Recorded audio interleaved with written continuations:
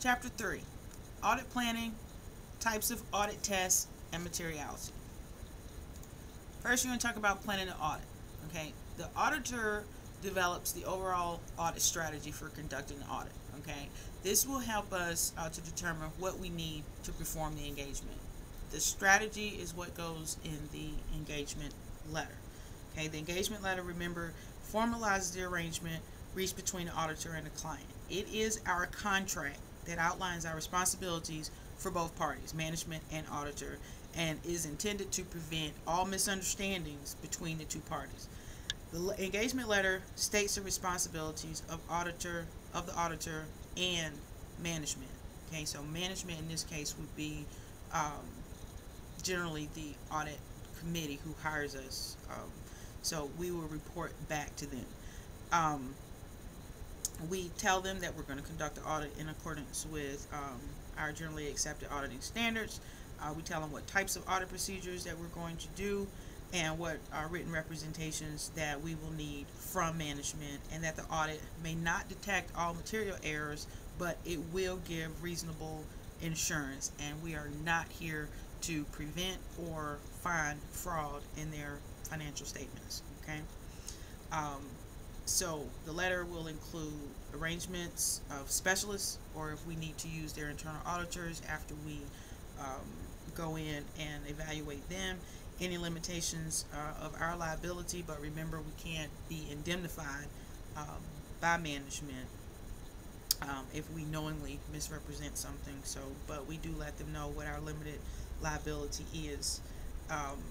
Any additional services that we're going to provide for them if the audit includes, after we're done, whatever we found that may be something that they will want to acquire assurance services for after the audit is complete, will also be in the engagement letter, and then arrangements regarding how and how much these additional services will cost. Okay. Next, the audit plan. The audit plan, or the audit program, is more detailed than the audit strategy. This is where we will have in the audit plan, when we will go into our standards of field work, we will pull the assistance that we're going to use to actually do the testing. We're going to decide what we're going to test. The audit plan is the full-blown out audit. These are the things that we're going to do and how we're going to do it. And the keywords here are effective and efficient, okay, because the audit does take a long time, and so we must start out in an effective and efficient manner, and those that are in auditing will know how to do that. Okay, so planning an audit. When preparing an audit plan, the auditor should be guided by the results of the client acceptance or continuous process. Remember, we evaluate the client in the very beginning. Remember the preliminary engagement activities. So now we understand the auditor and we can move forward. So that's the continuous piece. Okay. The additional steps: we assess the business risk. We establish materiality levels. Okay. We consider if they have more than one location. We assess the need for specialists. We assess the possibility if there may be any legal actions going on in the company. We identify any related party transactions, and then we consider, of course, the additional services that we may provide. Okay, business risk. Okay, we need to understand how the industry works and how they do their accounting. Okay, how they assess their expenses, how they record their revenue. It could be a service company, and everything that they book is unearned. We need to determine how what portion of the unearned is correct, and if there's unearned revenue that's actually sitting in revenue. So we determine how they do that, and that's part of assessing the business risk. We establish materiality, and we've talked about materiality at length so far. So we establish the materiality, okay, and of course we'll be continuing to talk about materiality. So first we determine the level. Okay, so the auditor should establish materiality level for the financials taken as a whole. Okay, this will we call that planning materiality. Planning materiality is the maximum amount which the auditor believes the financial statements could be misstated and still not affect the decisions of users. Okay, now materiality is not relative and it is not absolute. Okay, so this is determined by the auditor based on some foundation. Number two, we determine tolerable misstatement. Okay, so in this step, we determine tolerable misstatement based on the plan of materiality, so the overall materiality. Tolerable misstatement is the amount of planning materiality that is allocated to an account or a class of transactions so that the auditor can plan the scope of audit procedures for the individual account balances or classes of transaction. And in a nutshell, what that means is we decide what is a tolerable misstatement for a specific account, and that is going to determine how much of it we test. And lastly, we evaluate the audit findings, and that's based on materiality as well. So those are the three major steps in applying the materiality level. Okay, in consideration of multiple locations, or if they have satellite offices, and we determine if there is any issues with consolidated financial statements. If you remember the Olympus example, they had a multitude of subsidiary companies, and you remember how the auditor actually audited the subsidiaries and based his opinion for the parent company on the subsidiary audits, which is not what is supposed to be done. But in this case, we would consider the multiple locations and the subsidiary financials that actually made up the consolidated financials, because remember, we are testing management's assertions, which would be in the consolidated financial statements and not in the subsidiary statements. Okay, use of specialists. And this goes back to our diamond example. In the text, it uses an IT specialist, but now, of course, most of our Big Four firms have IT people within the firm, so maybe that's not such a good example. But in this example, it was an audit. It was complex, more complex than what the auditors could deal with. So in this case, they would call in specialists to assist them with the auditor, and which also takes care of general standard number 1. Hey, illegal acts. Okay, our job is not to find the illegal acts, but if we do, then these are the types. Okay, directive material. Okay, it considers laws and regulations as part of the audit. Now, if there is a direct illegal act, say for instance there is some collusion and there's an embezzlement or something like that, and we find it through the bank reconciliation testing, then we would bring that information to of management. And then we have a material and indirect illegal act. Be aware, may have occurred, investigate if brought to attention. Okay, if something comes up, there's a material misstatement, but it's indirect to the audit, is nothing that we need to report on. We report it to management in a management letter. Okay, information or circumstances that may indicate an illegal act. Unauthorized transactions. There may be some law enforcement issues that are brought to your attention based on payments, like in the Olympus one where they paid 3 times the amount for treasury stock, which is an unusual payment, or if SEC has fined them for not filing 10 Qs or 10 Ks for a specific amount of time. Those things you may want to look at, and they also will affect your business risk model, and then some other things that are not material for us to look at, but it will impact our business risk model. Okay, related party transactions. We know what these are.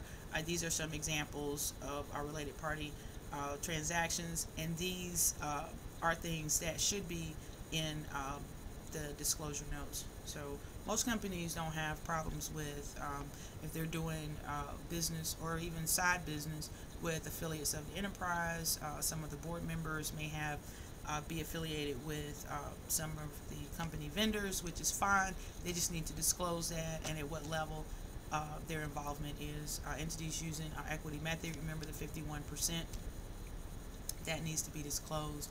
Trusts that are set up because they're outside of the company, and we are making deposit sets such as pension trusts, and sometimes for self-insured companies we have insurance trusts that are set up, or insurance reserve accounts. Remember the example I used for PBS&J with the IBNR account. Principals and owners of the enterprise are doing transactions. Remember the example of a president of the company was leasing warehouse space back to the company. Those things need to be disclosed. Okay. Additional value-added services. Tax planning is one of the big ones that we do. Also, our performance measurements or benchmarking for the company, helping them with their budgets and targets and that kind of stuff. And that would be something that we would do outside of the audit. Phases of the audit. Okay, here are 3. Okay, the client and acceptance, we already done that.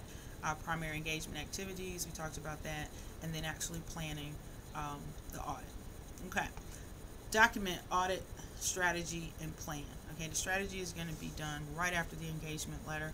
Okay, document overall audit strategy and audit plan, which involves documenting the decisions about the nature of the audit, which is a scope, which is going to be in paragraph number 2 of the actual report, a summary of that. Timing, how long it's going to take, that's going to also be in the engagement letter. How long is this thing going to take, and the extent of the audit. Okay, what we're going to do, how we're going to do it, and to what lengths we're going to go as far as auditing. We're going to sample this amount or that amount, that have you. Okay, the auditor documents how the client is managing its risk via internal control processes and the effects of the risk and controls on the planned audit procedures. Okay, we ensure that we have addressed the risks they identify by documenting the linkage from the client's business objectives and strategy to the audit plan. Okay, so in the internal controls, we're going to see how well they manage their risk, how well their internal controls are working. The auditor's preliminary decision concerning control risk determines the level of control testing, which in turn affects the auditor's substantive testing of the account balances and transactions. So you can see when we do these integrated audits, and the integrated audit is just the internal control piece and then the substantive testing piece of transactions. The internal controls, if we find that their internal controls aren't working very well, it is more likely that there's issues with their transactions because the internal controls don't work. So substantive testing may in turn go up. So the amount of substantive testing that we do, so we need to, at this point in the internal control testing, at this point when we evaluate it, we need to go back to management, and this will be in a written form, and let them know what we find. So the engagement letter may change because substantive testing may go up. Okay, and here's a document of the audit strategy. Okay. And you can see that in your book. Supervision of the audit. Okay, the engagement partner, other supervisory members. Generally, the engagement partner will not supervise the audit. It would be a senior person, but it could be the partner if it's a small firm.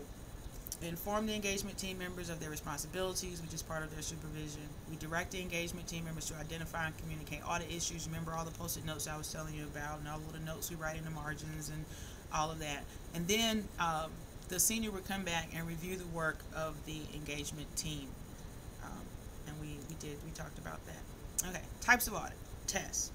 The risk assessment. So here we're looking at internal controls. Okay, so we're going to assess how well we think their internal control policies are and their processes that are written. And they have to have a written internal control manual.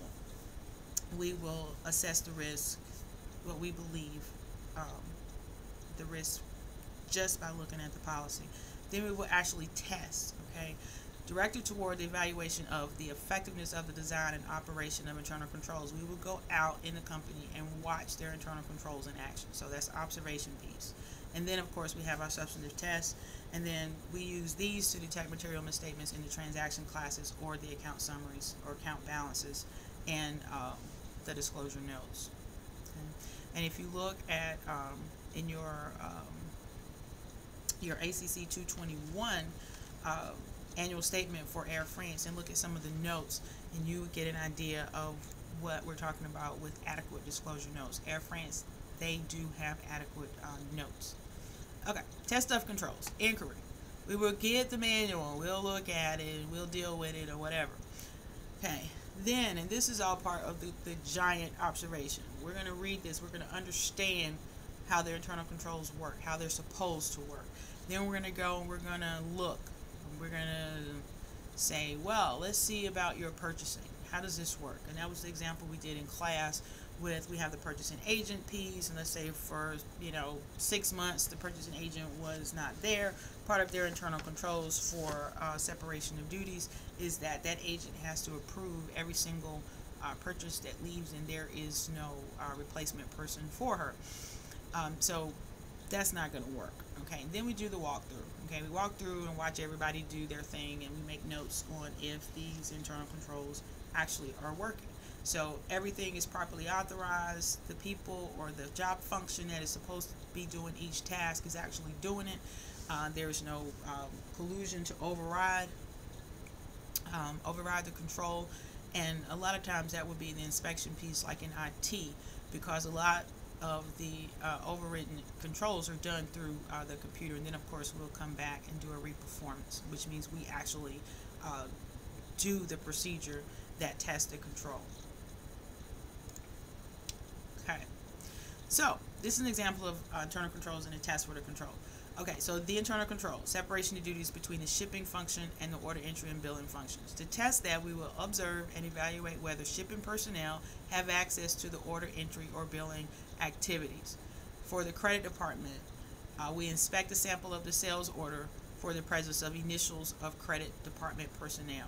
Okay, so if credit department personnel, if they get a sales order and it indicates credit approval, who approved it? Okay, did they actually go through the procedures for approving the credit, etc.? So these are examples of tests of controls. Okay, substantive testing, tests of details. Okay, so we're going to test for errors. We're going to test for errors or fraud in individual transactions, account balances, and the disclosure notes. So they all have to match. So we will actually start from a very basic transaction. So we'll pull, say, some accounts receivables. Okay, so we'll go back to the sales department for the beginning of the transaction. We'll work our way through that. Okay, the analytical procedures, we obtain the evidential matter. So when we choose these, I'll say we choose sales number 10,012, and we will tell them that's the one we choose. The evidential matter about the assertion of these sales. The assertion is going to be the actual occurrence. Okay, because we want to make sure that the sale actually occurred. The inventory was moved, or the service was provided, it was properly invoiced, it was properly paid for, and the money was properly recorded in cash or accounts receivable or wherever it was recorded at. Okay, that's the analytical piece of that. Okay, the dual purpose test. That would be a test that we have a test of the control and a substantive test. Now, many auditors have gotten this down to a science. So, for instance, if we're looking at the sales department, say the credit department, we can test, we can observe the control if credit procedures in the internal controls policy is being followed, plus we can test that sales transaction in the same test, and we do it together. So if it works, then we know that the control is working and the transaction actually occurred, the assertion has been validated.